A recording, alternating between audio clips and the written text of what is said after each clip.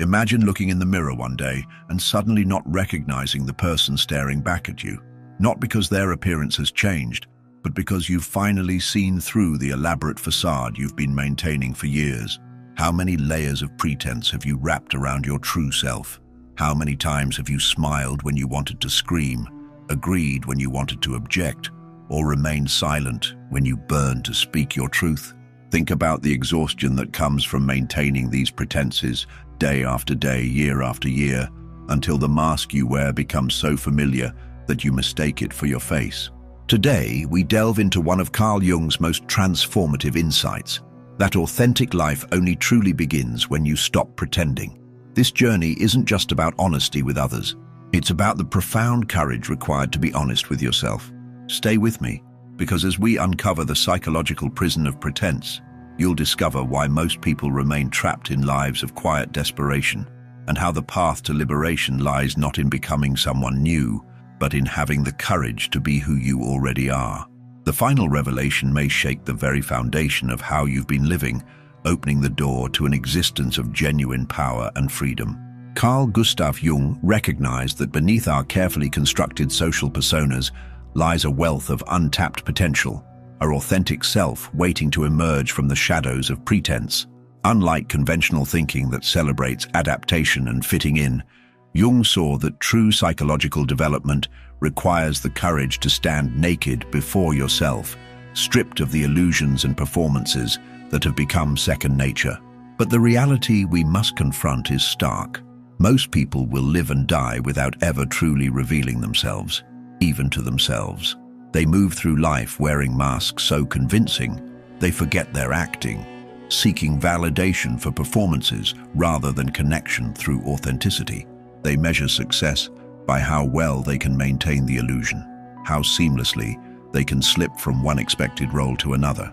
Yet beneath this virtuoso performance, a quiet desperation grows, an existential unease that something essential is being sacrificed. Jung believed that life in its fullest, most vibrant form only becomes possible when we stop this grand performance. But before we can explore what it means to stop pretending, we must first understand why we begin pretending in the first place. From our earliest moments, we learn that certain parts of ourselves are acceptable while others must remain hidden. We discover, often through painful experiences, which emotions earn approval and which provoke rejection. A child who expresses anger might be punished, while one who suppresses it is praised for being good. A young person who questions authority might be labeled difficult, while one who complies without question is rewarded. Through thousands of these subtle and not so subtle interactions, we learn to curate ourselves. We become expert editors of our own experience, cutting away the authentic reactions and replacing them with those more likely to win approval. This process happens so gradually, so naturally, that we rarely question it. The pretense becomes automatic, reflexive, an unconscious strategy for navigating a world that seems to demand conformity above authenticity. Think about your own life. When was the last time you said, "I'm fine," when you were anything but fine? When did you last laugh at a joke you didn't find funny, or feign interest in a conversation that left you cold? These small moments of pretense might seem insignificant, harmless even, but Jung understood that they accumulate, building into a comprehensive false self that stands between you and genuine experience. The most insidious aspect of this pretending is that over time, we begin to fool ourselves. We construct an identity Jung called the persona, the social mask that represents how we want to be seen by others. The persona isn't inherently negative.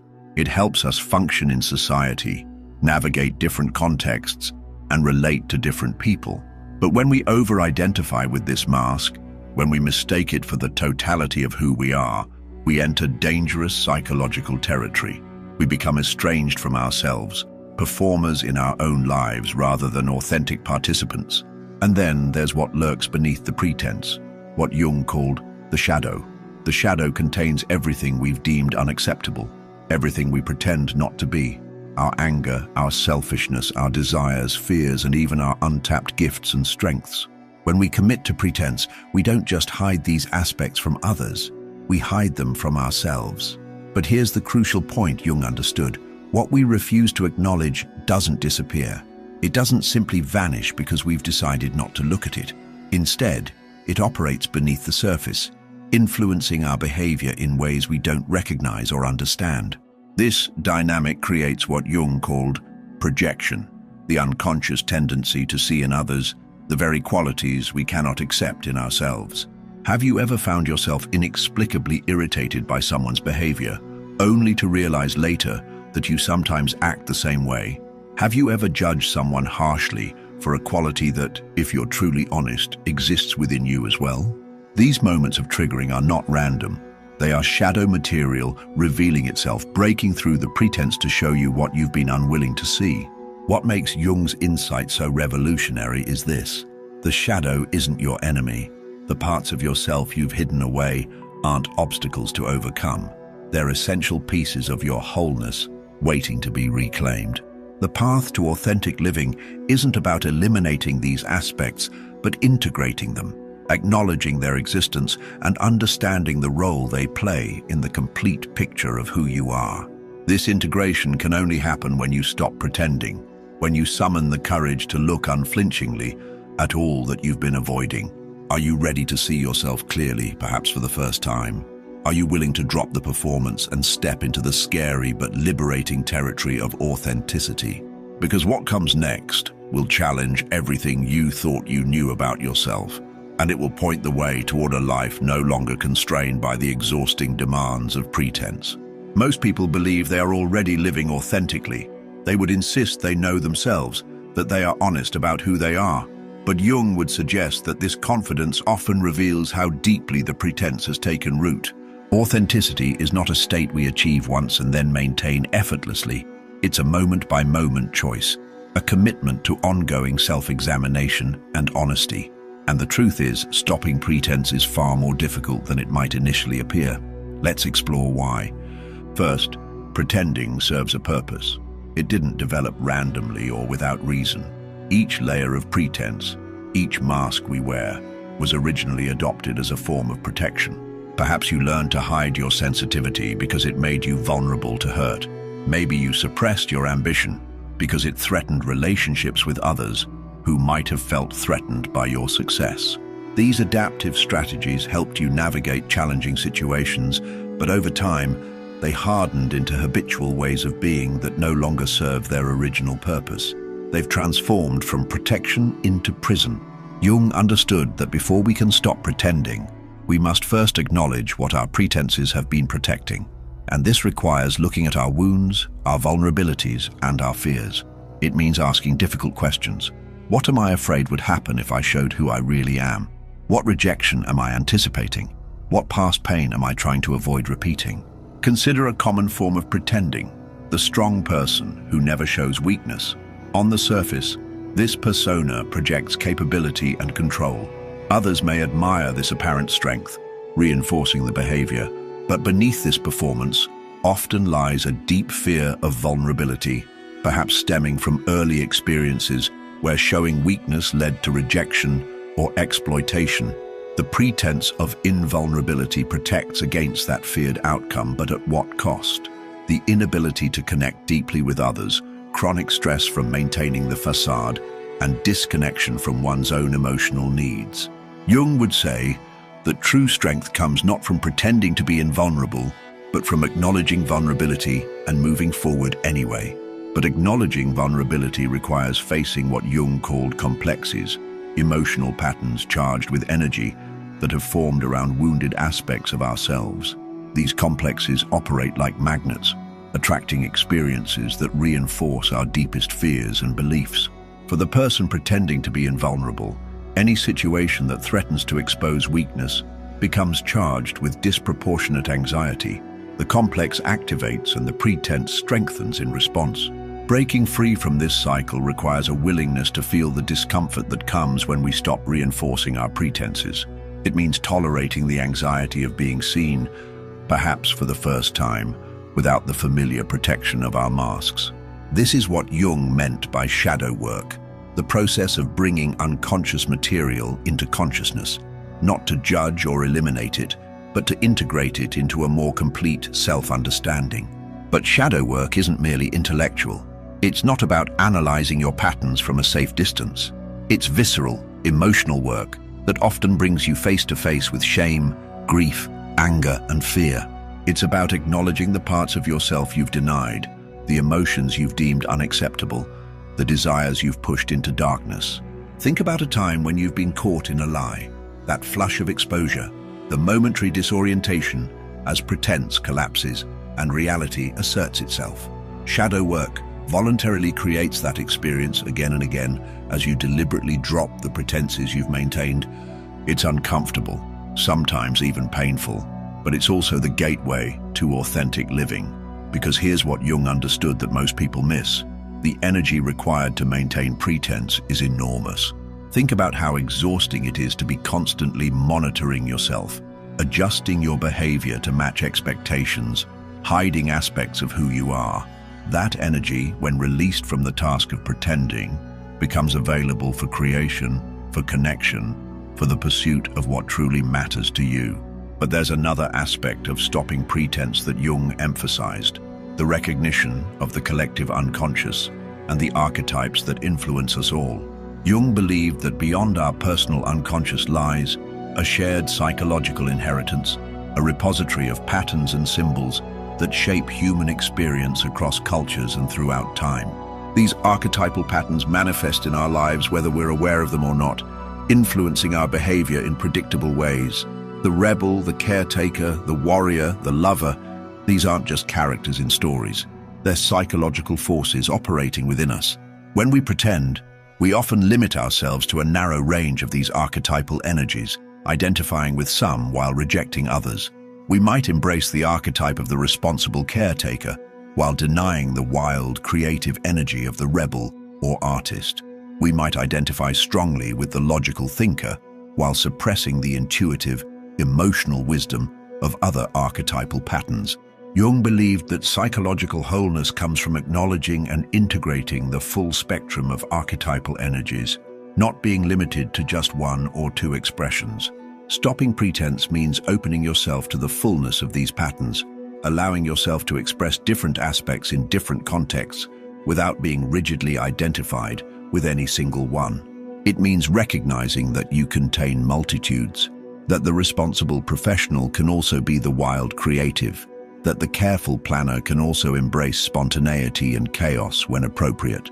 This brings us to one of Jung's most profound insights, the difference between the ego and the self.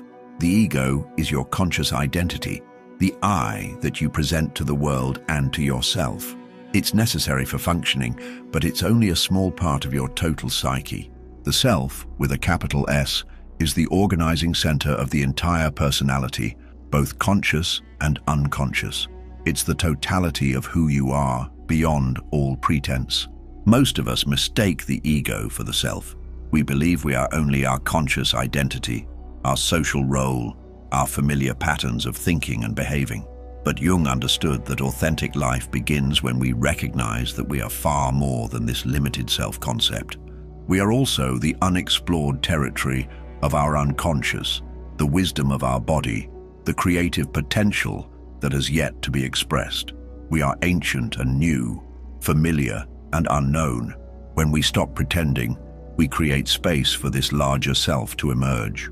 We allow ourselves to be guided, not just by social expectations or conditioned responses, but by the deeper wisdom that already exists within us. But to access this guidance, we must first be willing to listen, to pay attention to the signals that come from beyond the ego, dreams, intuitions, synchronicities, and the subtle knowing that cannot be easily explained but can be deeply trusted.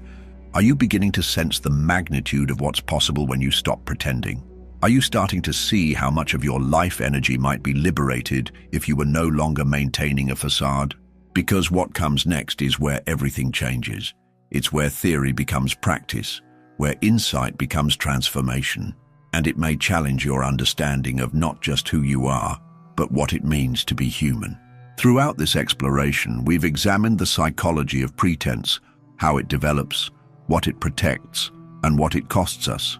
We've seen how Jung's concepts of the persona, the shadow, complexes, and archetypes help us understand the layers of pretending that have become second nature. But now we must confront the most essential question. How do we actually stop pretending? How do we move from insight to transformation? The answer begins with a paradox. Stopping pretense isn't about dramatic declarations or wholesale personality changes. It starts with small moments of truth, tiny acts of courage that accumulate over time. It begins when you pause before automatically responding in your habitual way and ask yourself, what am I really feeling right now? What do I actually want to say? What would be true for me in this moment? These questions create tiny fractures in the facade, small openings through which authenticity can emerge.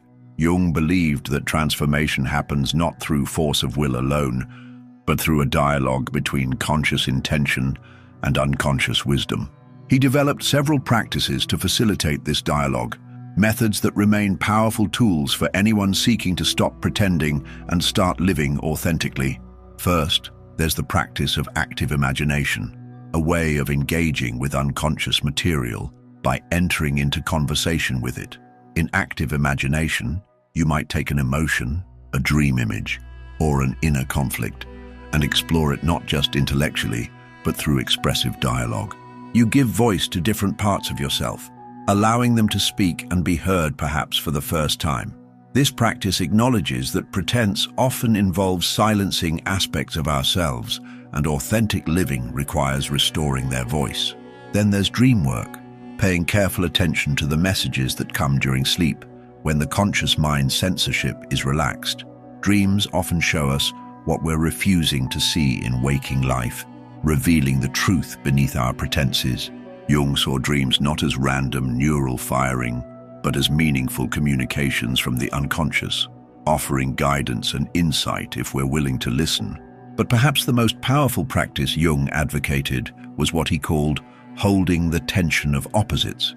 This means resisting the urge to immediately resolve inner conflicts by siding with one aspect of yourself and suppressing another. Instead, it involves acknowledging contradictory feelings, desires, or values, and allowing them to coexist within you without premature resolution. This practice directly confronts our tendency to pretend to be simpler than we are, to identify with only certain aspects of our experience while denying others. For example, you might discover that you both love and resent a family member, that you want both freedom and commitment in a relationship, or that you value both structure and spontaneity in your work. Rather than pretending that only one side is really you, holding the tension of opposites means acknowledging the complexity of your authentic experience. It means saying, yes, both are true, even when that complicates your self-image or makes decisions more challenging. The reward for this honesty is integration, a growing sense of wholeness that comes not from resolving all contradictions, but from embracing the full spectrum of who you are. This integration manifests as increased energy, greater creative capacity, more authentic relationships, and a deeper sense of meaning and purpose. When you're no longer expending psychological energy maintaining a facade, that energy becomes available for genuine living. But there's one more element essential to stopping pretense, one that Jung emphasized throughout his work: community. Authenticity doesn't develop in isolation. We need mirrors to see ourselves clearly, relationships in which we can risk being seen without our masks. Jung understood that individual psychological development happens within the context of human connection, not separate from it. This is why finding even one relationship where you can practice being authentic is so powerful. It might be with a therapist, a trusted friend, a partner, or a group committed to personal growth. What matters is that there's space for you to experiment with dropping pretenses, to speak truths you've kept hidden, to show parts of yourself you've deemed unacceptable. In these relationships, you discover something revolutionary. The aspects of yourself you've been hiding often create deeper connection when revealed, not the rejection you've feared.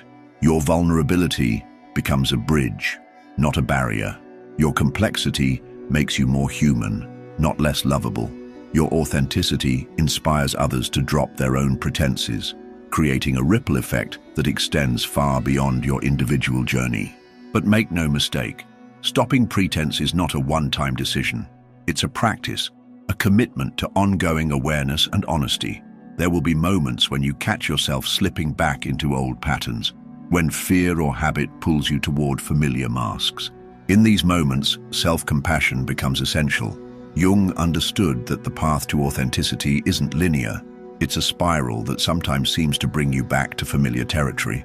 But with each turn, your awareness deepens, your capacity for truth expands, and your commitment to living without pretense strengthens. And here's the ultimate revelation that Jung offers us. When you stop pretending, you discover that what you've been seeking through all your masks and performances was available to you all along. The approval, the sense of worthiness, the belonging, the love, these aren't earned through perfect performances, but realized through the courage to be genuinely yourself. The parts of you that you feared would lead to rejection if revealed often turn out to be the very aspects that create your deepest connections. The vulnerability you've protected so carefully becomes your greatest strength when embraced. The truth you've hidden becomes your most powerful offering to the world. Life begins when you stop pretending, because only then are you truly present to live it. Only then can you bring your whole self to each moment, each relationship, each challenge and opportunity. Only then can you access the wisdom, creativity, and power that have always existed within you, waiting beyond the pretense. So now the question becomes yours to answer. Are you ready to stop pretending? Are you willing to take the first small step toward authenticity today? Because the life that waits beyond the masks, your real life, is ready to begin the moment you decide to show up for it. Thanks for watching.